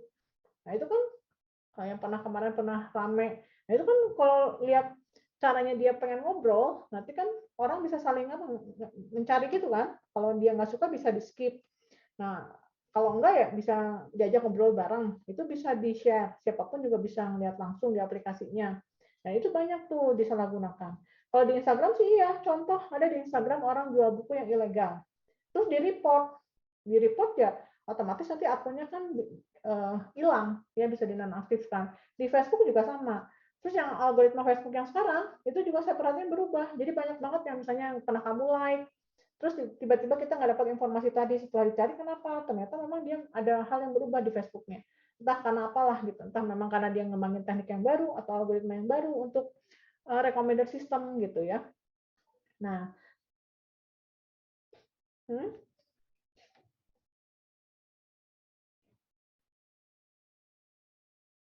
Hmm. Hmm. Hmm. Hmm. Tapi yang pernah, iya, iya, tapi mungkin ada beberapa entah akun itu tuh memang disinyalir kenapa gitu ya. Kan mungkin ada suka ada nge-report atau apa. Saya pernah nge-like satu akun yang saya suka informasinya, sekarang saya nggak dapet. Setelah saya cari ada, cuman dia bilang ya karena itu tadi masalahnya. Jadi saya nggak dapat informasi langsung. Saya harus nge-like dulu, baru nanti dia otomatis bakal muncul sendiri di wall saya. Jadi dia istilahnya kena shadow ban. Jadi dia nggak muncul gitu. Itu mungkin pernah ada yang report juga akun-akun kayak gitu. Entah apalah, entah ini kan kalau udah urusan politik di kita sangat sensitif ya. Banyak orang yang pro kontra saling nge-report kayak gitu. Kalau informasi sih memang kalau kayak di Facebook, di Instagram ada hal yang dianggapnya informasinya mungkin orang itu nggak bakal suka, itu kan bakal dimunculin cuman image-nya warna bagaimana tanggapan tentang virtual police? Virtual Ya kalau virtual police itu nggak tahu deh logikanya kayak gimana. Apa dia semacam memantau ini apa? Memantau semacam traffic gitu ya ke bidang apa sih IT forensik di kepolisian. Apakah dia memantau traffic internet yang ada di Indonesia? Kalau yang memantau traffic itu katanya virtual police yang paling kuat itu katanya Jepang. Jadi Jepang itu selalu memantau traffic. Jadi dia paling tahu banget misalnya, oh di Indonesia itu banyak banget terjadi serangan-serangan yang ada di internet. Misalnya serangannya artinya ada sekelompok hacker yang mau nyoba menyusup atau apapun. Nah kalau virtual police itu saya pernah dengar sih yang kerjasama dengan Kominfo kalau nggak salah. Jadi dia membayar orang outsource, jadi dia bayar sekelompok orang yang mungkin entah itu dia tertarik dengan bidang IT atau apa, lantas disuruh mengamati traffic. Mungkin yang ini ya yang maksudnya virtual police nih. Yang ngamatin traffic yang terjadi di Indonesia. Itu ada Kominfo yang bayar Kominfo gabung dengan IT forensik yang ada di Indonesia. Kalau ISP itu kan dia sebetulnya permintaan Kominfo. Itu kan untuk memaksa kan sebetulnya. Jadi Kominfo tuh misalnya minta ke semacam provider untuk ngeblok web tertentu kan. Nah, konten negatif itu kan kebaikan sebenarnya kebaikan operatornya. Jadi Kominfo yang minta. Itu sebetulnya bukan hanya. Nah, itu sebetulnya bukan hanya di Indonesia loh. Jadi contoh gini, kayak misalnya paling gampang lah di Cina aja. Di Cina itu kan nanti ada beberapa web yang memang dia blok. Misalnya kamu mau nggak Google cari keyword, mungkin aplikasinya beda ya. Kamu mau mencari sesuatu dengan kata demokrasi di menggunakan aplikasi yang ada di Cina itu jelas nggak bisa. Karena kan dia jelas negaranya komunis kan, semua informasi yang terkait dengan demokrasi itu diblok. Nah, kalau konten negatif di Indonesia diblok itu kan udah dari jauh-jauh hari, ya udah jauh-jauh hari. Jadi dia minta ke provider untuk web tertentu memang diblok. Nah, tetapi kan kalau lihat dari trennya sekarang itu juga agak susah mengendalikan karena kalau yang saya tahu sebetulnya begini, kalau yang terkait dengan konten pornografi itu sudah jadi industri. Kalau yang saya perhatikan ya, itu sudah jadi industri. Jadi kalau lihat fakta, yang mengembangkan teknologi kompresi audio itu ada hal yang mengatakan bahwa itu jasanya dari industri pornografi. Karena itu yang menggunakan paling banyak berkepentingan dengan format data video. Jadi dia yang berkontribusi besar dengan uangnya untuk mengembangkan teknologi kompresi data video. Nah, kalau yang terkait dengan virtual police itu kan sebetulnya dia meminta kebaikan hati dari provider, internet provider untuk memblok IP web tertentu. Nah, ada juga yang misalnya yang mengamati lalu lintas traffic yang ada di Indonesia.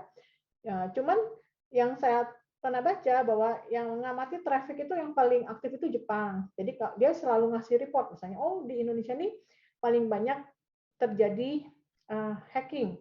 Entah dari sisi orang Indonesianya yang suka berusaha mencoba untuk ngehack atau dari luar mengarah ke Indonesia. Nah, itu banyak. Dan kan kalau kasus seperti itu kita nggak bakal tahu sebetulnya apa yang terjadi.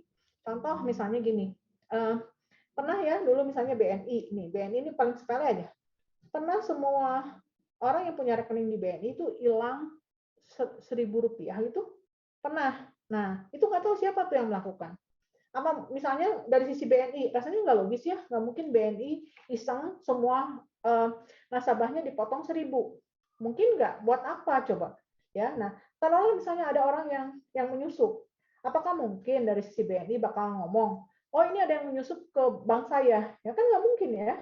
Jadi sebetulnya semua semua kayak bank itu pasti dia sering dapat semacam orang yang coba menyusup gitu ya. Cuman kan dari sisi dia nggak mungkin dia ngomong ke publik karena dari sisi keamanan kan itu jelas merugikan gitu. Jadi kalau yang kayak begitu sebetulnya ada sih bagiannya di kita. Kalau yang saya tahu ya yang kaitannya dengan traffic itu Kominfo kerjasama dengan IT forensik yang ada di kepolisian kita. Dan Kominfo itu melibatkan memang dia membayar orang-orang yang yang paham, yang ada yang misalnya orang yang suka pernah kena kasus ngehack ya. Dulu tuh waktu zamannya pemilu kalau nggak salah, dia mencoba bukan membobol sih, menurut saya itu orangnya agak overacting mungkin ya. Jadi dia memberitahu tapi dengan ngasih tahu ke publik, oh ini loh webnya KPU waktu pemilu itu bisa diubah-ubah, cuman dia cuman web device. Kalau web device ini kan cuman mengubah-ubah interface yang ada di web, dia tidak sampai masuk ke bagian datanya. Nah, dia cuma menunjukkan seperti itu. Nah, itu kan salahnya dia pamer ke orang. Harusnya kan kalau kayak gitu ya omongin aja ke pihak KPU, ke IT forensik, bahwa itu ada lubang celah keamanan. Walaupun itu bukan masalah data yang berubah, tapi hanya web device. Nah, dia biasanya membayar orang-orang kayak begitu. Jadi orang kayak gitu dipiara terus, dibayar untuk tadi, misalnya untuk mengamati traffic dan lain-lain. Cuman kalau yang tadi, yang virtual police itu kayaknya itu cuman ya kita yang meminta ke operator. Itu pun sebenarnya sama loh ke provider. Di setiap negara hal kayak gitu tuh ada. Ya, misalnya ada konten negatif yang terkait dengan politik, atau kalau kayak di negara kayak Arab, nah itu kan beda lagi. Dia ada yang semacam yang beberapa web yang memang diblok, nggak bisa diakses gitu. Mungkin di Cina dia kan nggak mungkin pakai Google kan. Nah, mungkin yang pakai Google itu di Hong Kong. Itu pun tetap dibatasi. Jadi nggak semua informasi itu bisa diakses gitu. Ada di setiap negara hal seperti itu ada. Makanya mungkin orang pakai web browsernya pakai yang lain. Ya, kalau memang kamu mau leluasa akses web ya dan nggak mau meninggalkan jejak gitu ya. Kamu pakai web browsernya jangan yang seperti orang awam pakai misalnya. Kayak gitu sih ada. Ya itu memang kebijakan pemerintah. Gitu. Cuman hasilnya seperti apa ya saya kurang tahu. Karena itu kan tidak di-share ke publik masalahnya. Itu ya. Loh, nanti kamu boleh nambahin. Lalu yang terkait dengan kekejaman itu ada ya ternyata ya, karena ada memang orang yang suka ngeliat tuh kekejaman yang mulai dari yang sepele, orang yang kecelakaan dipamer-pamer gambarnya, atau yang lebih sadis lagi yang lain juga ada. Atau yang terkait dengan terorisme itu ada loh web yang memang kaitannya dengan mungkin palingnya bukan jaringan teroris ya, mungkin teroris karena dia meneror itu dia memburuk-burukan pihak yang lain ya dengan mungkin dengan informasi yang tidak bisa dipertanggungjawabkan. Jadi kalau kita masuk ke web itu ya dia menyediakan informasi yang macam-macam yang ya gitu kan. Wah sampai sebegitunya ditambah dengan foto atau apapun. Ya, tujuannya buat mempengaruhi orang. Tapi kalau menurut saya sifat informasi yang ditampilkan di situ dia meneror pihak tertentu gitu ya. Mungkin itu saya rasa banyak kebohongan di beritanya ya. Tapi dia tetap aja menyebarkan. Dan web kayak begini kan nggak semua bisa kita blok loh. Ya, kalau kamu tahu mungkin alamat webnya, itu mudah kita akses ya. Jadi nggak semua web itu ternyata bisa diblok. Lalu kejahatan yang terkait dengan penipuan itu banyak ya, kartu kredit, carding, judi online, atau misalnya pertandingan semacam bola atau apapun, atau semacam saham, transaksi jual beli saham. Itu kan sebetulnya banyak yang sifatnya itu kayak apa ya? Ya semacam semacam berjudi gitu ya. Lalu oke, mungkin dampak yang lain itu terjadi perubahan pola ya ketika kita berinteraksi gitu ya. Dan yang lain itu ya tadi kita kecanduan ya terhadap game, internet atau apapun ya. Kan teknologi itu banyak ya. Kalau saya perhatikan ada orang yang suka main-main dengan drone. Wah, semua merek dikumpulin. Itu kan kecanduan sebetulnya. Padahal mungkin digunakannya juga nggak mungkin dong. Kamu punya 20 drone, terus kamu pakai semua kan nggak mungkin. Jadi kayak koleksi, itu kan kecanduan sebetulnya. Atau perangkat yang lain. Saya perhatikan banyak tuh ya ternyata. Misalnya kalau kita lihat di YouTube tuh, ya orang punya hobi sesuatu. Ya mungkin kalau misalnya suka main gitar, koleksi gitar sampai 30, ya mungkin oh itu sih nggak apa-apa. Ya itu tetap aja kan itu sifatnya kalau sudah seperti itu kan ada sisi negatifnya sebetulnya. Tapi saya perhatikan banyak tuh ya di YouTube itu orang ya intinya dia kecanduan untuk satu hal. Ya. Ini aja deh suka apa ya kemarin tuh saya nyari alat untuk ngedrill, ngebor. terus saya lihat-lihat merek, terus saya lihat review di YouTube. Oh, ternyata ada satu orang yang hobinya kumpulin alat board beragam merek. Nah, itu buat apa? Itu kan sebenarnya sama aja prinsipnya. Ya, sama seperti kamu suka main game, apapun dibeli gitu ya. Nah, ini kesimpulannya. Jadi sebetulnya adanya teknologi itu bisa menggeser pola hidup seseorang, ya. Lalu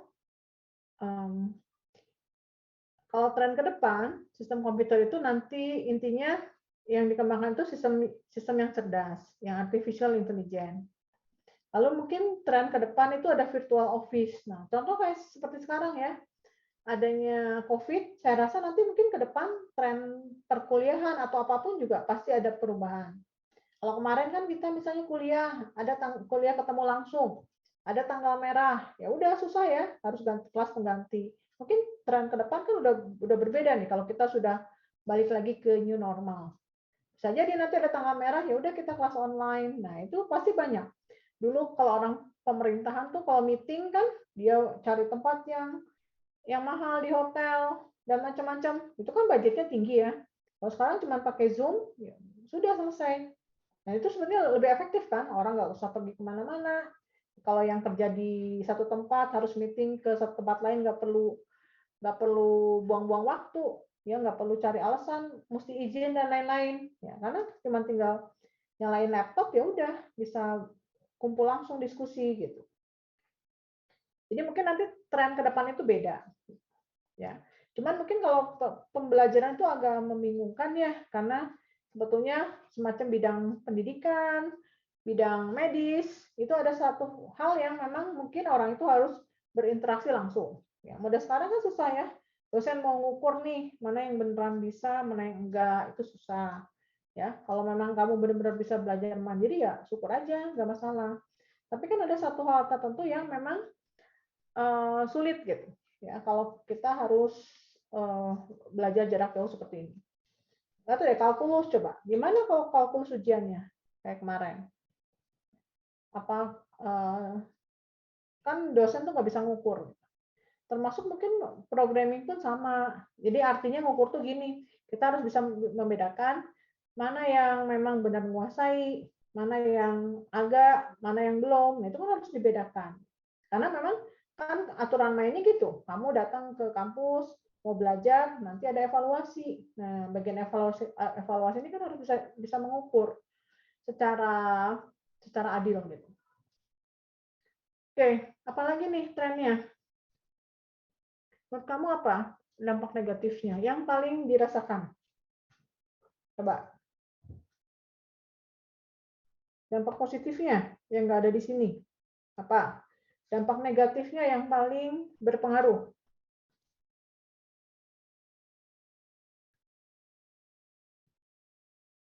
Apa coba? Kalau yang kadang-kadang sampai ada yang bunuh diri gimana, Bu? Ya, bunuh diri gara-gara apa? Gara-gara yang kayak kalau di teknologi mah kebanyakan buat kayak dari komen-komen kan sampai ada yang bikin. Oh, yang bullying gitu ya? Ya, Oh, cyber. ada. Cyber. Saya juga selalu nggak habis pikir ya, kenapa ada orang yang mau melakukan seperti itu? Kenapa harus dia hidupnya? Itu kan kembali lagi orang tuh beda-beda ya. Ada memang yang begitu. Gara-gara apa itu ya? Kayaknya karena Udah di cantik internet gitu. tuh kan nggak ada yang bisa ngelacak seolah-olah dirinya ada di dunia maya, jadi merasa Oh, dirinya bebas gitu melakukan oh, komentar apapun. oh iya orang yang komentarnya gitu. Ya, padahal kan tadi yang saya bilang bahwa orang tuh sama seperti kamu kalau kayak lagi naik motor. Kamu naik motor di jalan tuh kan ada aturan yang mengikat. Sama di internet pun seperti itu. Oh, kamu mau ngapain juga kan bisa di tracking ya. Kayak kemarin tuh ada kasus artis yang videonya kesebar. Orang cuma mikir dengan menyebarkan itu nggak bakal ketahuan. Ternyata bisa di tracking kan bahwa video ini pertama muncul dari mana. Itu mungkin kerjaannya IT forensik yang seperti itu. Itu karena tadilah orang tuh harus punya pemahaman bahwa tadi di internet tuh ada aturan yang mengikat. Sama kayak ini ya, kayak katanya netizen plus 62 ini banyak bikin orang gerah. Ada kan risetnya di Microsoft ya, kalau nggak salah. Bahwa pernah dengar nggak? Oh iya Bu, Ya, netizen paling paling apa ya Bu? Saya paling lupa nggak tahu kasar. etika lah. Iya. Kayaknya gitu ya. Paling nggak tahu etika, paling kepo, paling ngurusin hidupnya orang, ngasih komen yang pedes-pedes gitu kan. Yang netizen Indonesia dikatakan begitu. Walaupun ada orang yang ngebela, ya nggak apa-apa, toh secara realnya kan orang kita yang paling ramah, katanya gitu. Kalau kalau perempuannya Indonesia, kalau laki-lakinya India, katanya. Banyak yang nggak suka. Nah, itu kan katanya dengan etika.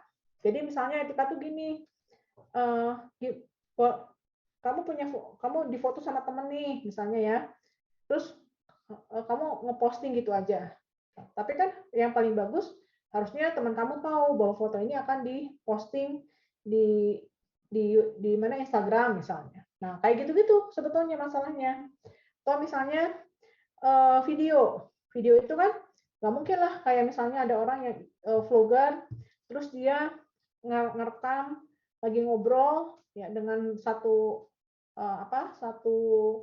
satu aplikasi, dia ngobrol dengan orang lain, orang yang manapun yang mau diajak ngobrol, terus direkam. Nah, mungkin kalau etika yang benar, itu kan harus tanya dulu ke orangnya. Ini saya lagi ngobrol sama kamu, nanti mau di streaming atau mau di share di YouTube. Kira-kira boleh nggak? Nah, kan gitu. Nah, saya rasa kalau yang vlogger itu dia minta izin dulu. Nggak mungkin lah kalau nggak minta izin ke orangnya, lantas di-share begitu saja. Jadi harusnya ya secara etika ya minta izin gitu. Nah, orang Indonesia tuh banyak yang nggak paham masalah etika, ngeposting suka-suka. Terus misalnya kemarin tuh misalnya ada istilah hoax.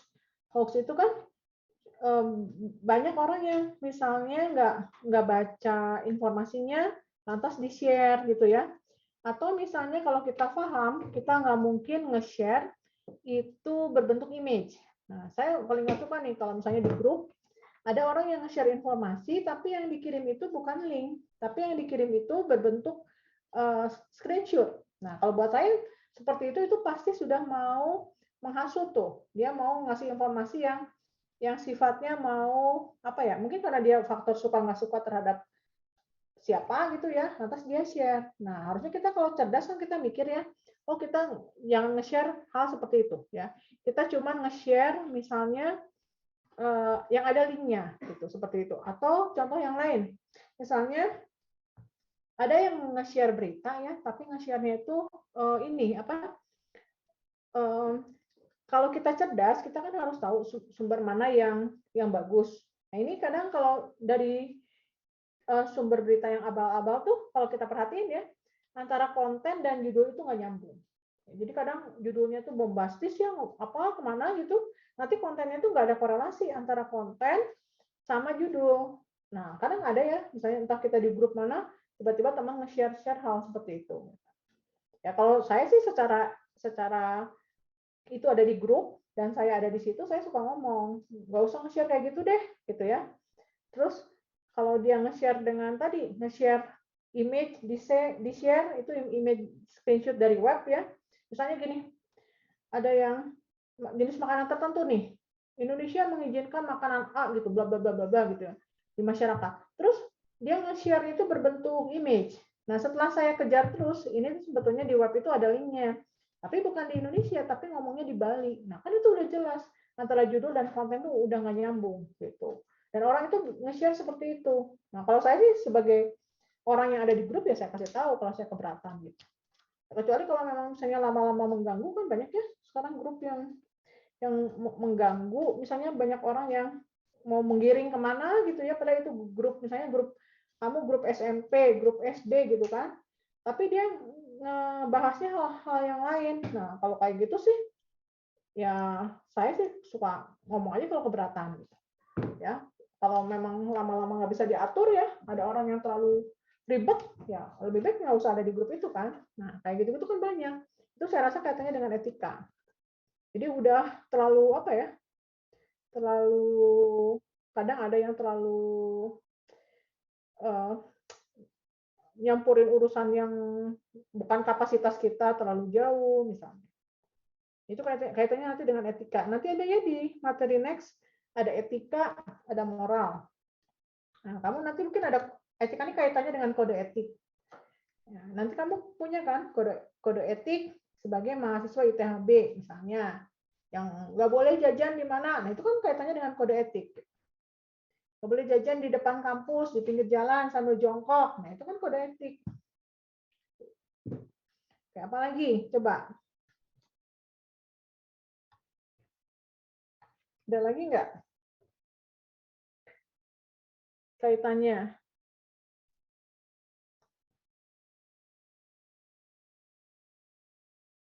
Pengaruhnya di mana? Apa bidang yang baru coba? Bidang pekerjaan apa yang paling baru terkait dengan teknologi komputer? Apa? Ada yang tahu? Kayaknya kayak muncul pekerjaan di bidang AI, data scientist begitu, bagaimana Bu? Apakah Ya terbilang? itu baru. Terutama data scientist ya, mungkin ya sekarang ya. Karena kalau kita lihat seperti itu mungkin ada ininya. Kalau di kampus ini kan ada semacam kalau kuliah ini ada jurusan-jurusan yang baru. Nah, itu kayaknya kaitannya dengan tren bidang yang baru. Kayak data scientist kan sekarang lagi ngetren ya. Mungkin ada di beberapa kampus ada programnya untuk program master biasanya ya. Nah, itu biasanya kaitannya dengan bidang yang baru. Nanti ada misalnya orang kenal, oh ada data scientist. Oke, apa lagi? Masih ada? Nggak ada? Kalau pengaruhnya bagi kesehatan bagaimana Bu? Pengaruh Contohnya kesehatan. kesehatan mata misalnya. Oh, kalau kesehatan itu adanya dulu satu riset orang yang pakai laptop. Dia duduk dalam jangka waktu yang lama, terus badannya jadi bungkuk. Mungkin nggak tahu deh. Kalau secara prinsip orang desain laptop, desain apapun ada konsep ergonomisnya kan. Misalnya saya duduk di meja, saya duduk di kursi, saya ada mejanya. Tinggi meja, tinggi kursi itu kan ada aturannya. Jarak antara saya dan laptop ada aturannya. Itu kan kaitannya dengan ergonomik.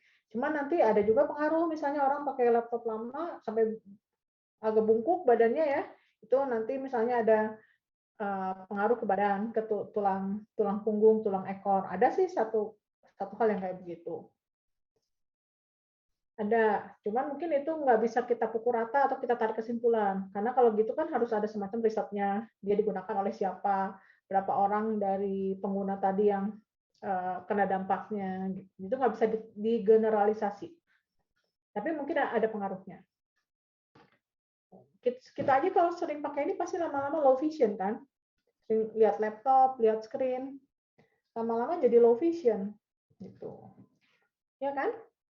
Mata kita jadi kurang fokus kalau ngelihat objek tertentu. Ya kalau misalnya kita sedang lihat objek ini mungkin nggak masalah. Tapi coba kalau saya lihat angka yang kecil-kecil di kolom-kolom kayak Excel itu udah pusing ke mata. Karena kebanyakan seperti ini gitu. Oke, apa lagi? Udah cukup?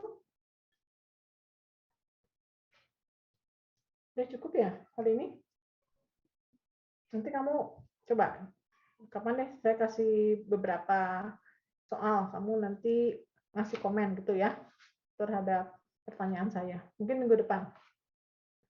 Oke, hari ini cukup ya, karena saya masih ada kuliah. Ya, oke siap. Oke, yuk. Terima Selamat siang kasih, ya. Bu.